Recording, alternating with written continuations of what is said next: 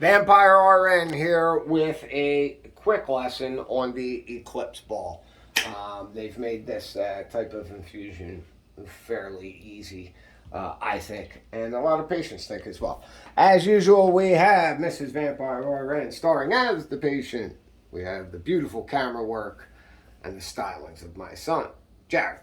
And moving right along, we're going to do an Eclipse infusion. So the SASH method is in effect. SASH.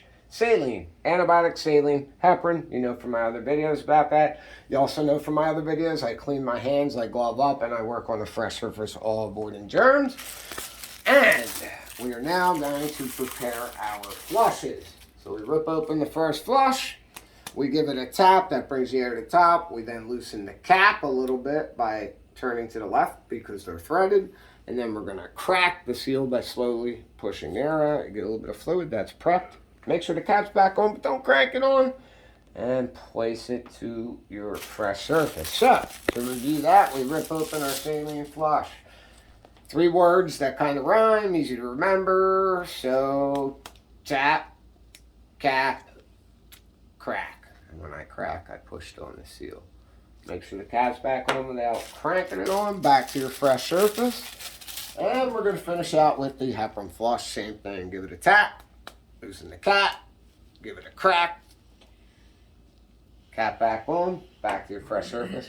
That's all the prep work. Now, a ball this size, actually any size, if you're infusing this every 8 hours or less, so if you're instructed every 8 hours or 6 hours or 4 hours to receive this, always keep a ball out ahead of time because you want it to be at room temperature when you infuse it.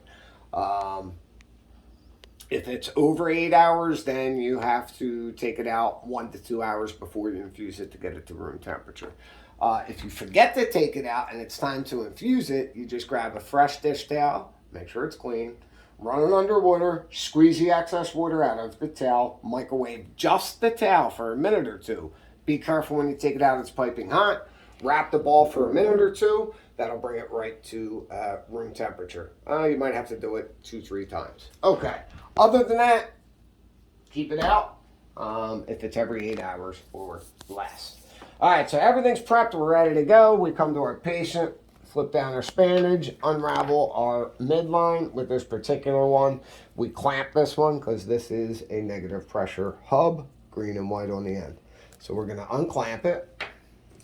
And we're going to start with a saline flush. So we tear open our alcohol wipe in our left hand, being our non-dominant hand. We wrap our bottom fingers around that loosened cap.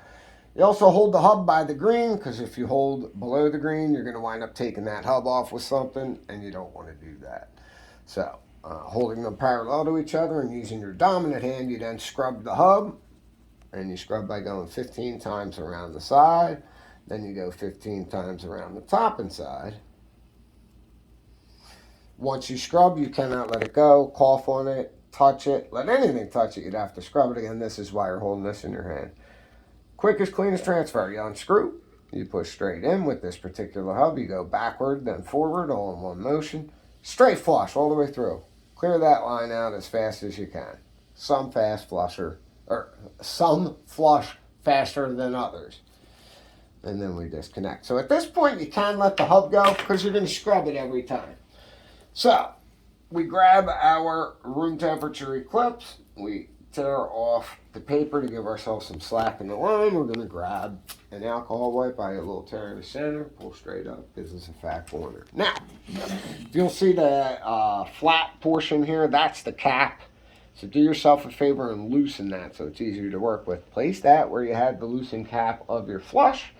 And hold your hub, and then of course you're going to scrub your hub with your alcohol wipe. You're going to go 15 around the side. You're going to go 15 around the top and side. Once you scrub that down, you unscrew the flat cap, push straight in, a little to the left, then to the right. Come over here, we unclamp our line, so it's now loose on the line, right?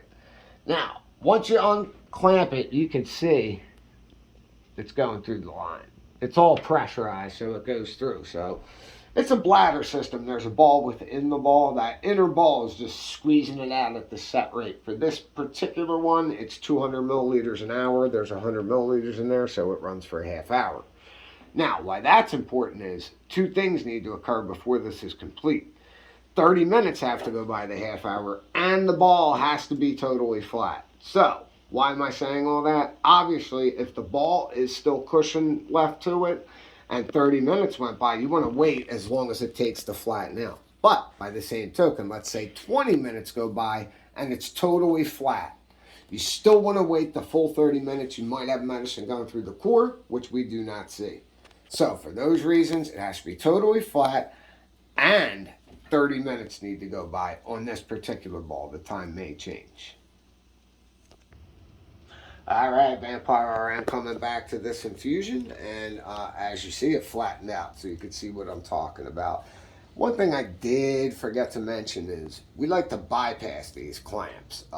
So yes, as you notice, it's clamped right now, right? It's closed, but it's still loose on the line. So if I unclamp it and tuck that in, I can show you what's going on here. So this is how it comes. To clamp it, you push that in. That clamps the line so it's tight.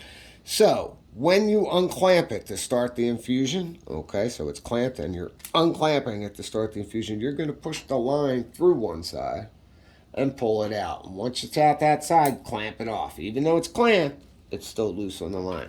The reason why we do that is, that's the number one reason why someone's infusion gets delayed, is they accidentally clamp that and there's no alarm to tell you you clamped it. So just take it out of the equation. All right, so picking up where we left off, 30 minutes went by and the ball's flat. So at this point, we're going to unclamp it, tuck that line back in, and clamp it off so it's tight.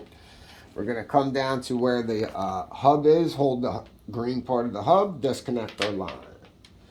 We're then going to grab our alcohol wipe, we'll turn the center, pull straight up. Left hand, wrap our fingers around the loosened cap of that saline syringe that we prepped in the beginning. We're going to scrub our hub, 15 around the side, 15 top and side. We're then going to take our cap off, push straight in. On this cap, go to the left and to the right. Straight flush all the way through, all the way down until you get that in. You are then going to grab your alcohol wipe and your heparin flush. Scrub your hub, 15 around the side, 15 top and side. Once that's scrubbed, you unscrew. Push straight in, to the left, to the right. Push stop, push stop, push stop, push stop, push stop, all the way down until it's in. With this particular one, you're going to clamp the line before you take it off. If it's any other cap besides this green and white one, you do not clamp the line. Take that off. If you have a swab cap, apply it. If you don't worry about it. It's not necessary. Wrap your line around the spandage, flip the spandage up, and then you're good for the moment, at least until your next infusion. So, until next lesson, Vampire RN, thanking my family and thanking you. Peace out.